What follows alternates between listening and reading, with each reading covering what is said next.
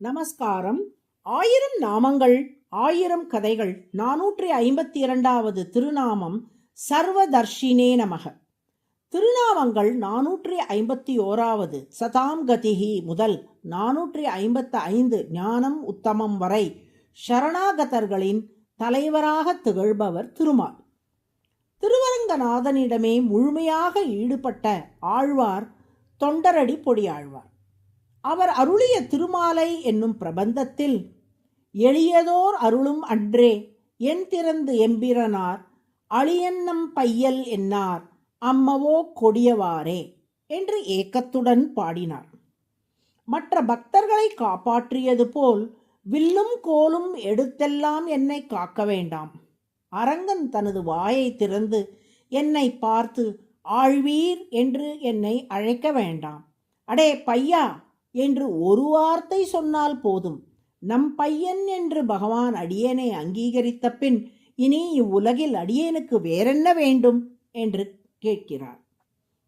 இதை கேட்ட அரங்கன், ஆஹா, இருள் தருமா ஞானம் எனப்படும் உலகில் கூட தொண்டரடி பொடியாழ்வாரை போல் பக்தியிலும் சரணாகதி நிஷ்டையிலும் நிலைத்திருக்கும் ஒருவர் கிடைத்திருக்கிறாரே. நாமும் வைதீக சடங்குகளையும் பக்தியோகம் போன்ற உபாயங்களையும் பின்பற்றுவோரை கவனித்து வருகிறோம். சரணாகதி செய்வோர்களையும் கவனித்து வருகிறோம். இப்படிப்பட்ட ஒரு சரணாகதரை பார்த்ததில்லையே என்று வியந்து தொண்டரடி பொடியாழ்வாரை பார்த்து புன்னகை செய்தான். அடே பையா என்று ஆசையோடு அழைத்தான். அதை கேட்ட தொண்டரடி பொடியாழ்வார், அரங்கா, சரணாகதர்களை மிகவும் விரும்பும் நீ சரணாகதி நிஷ்டையில் ஒருவர் நன்றாக நிலை பெற்றிருப்பதை பார்த்தால் பெரும் மகிழ்ச்சி அடைந்து விடுகிறாய்.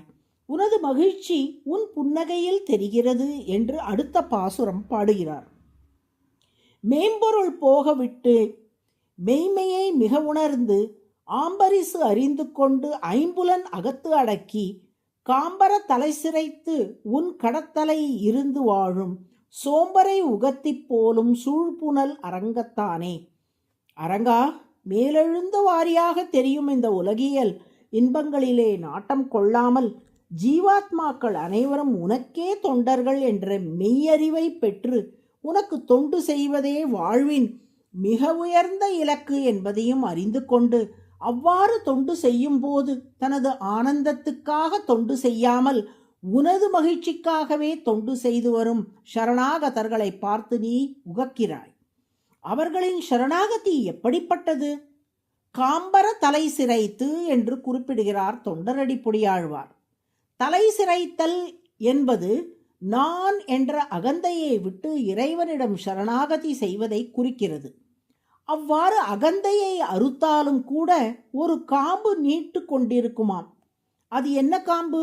நான் சரணாகதி செய்தேன் என்ற எண்ணமே அந்த காம்பு. காம்பர சிரைத்தல் என்பது நான் சரணாகதி செய்யவில்லை, இறைவனே என்னை சரணாகதி செய்ய வைத்தான், அவன் அருளன்றி இதுவும் சாத்தியமில்லை என்ற புரிதலோடு மொத்தமாக அகந்தையை விட்டு இறைவனை பற்றுவது. இத்தகைய சரணாகதர்கள் வாழும் சோம்பர்கள் ஆவார். இறை நம்பிக்கை அற்றவர்களாக இருந்து கொண்டு அறநூல்களுக்கு கூறும் கடமைகளை செய்யாமல் சோம்பேறித்தனமாக இருப்பவர்கள் வீழும் சோம்பவர்கள் ஆவார்கள்.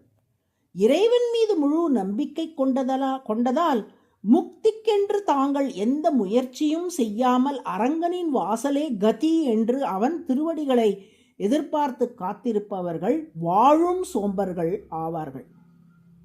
அனைவரையும் கவனித்து வரும் நீ வாழும் சோம்பர்களை பார்த்து மகிழ்கிறாய்.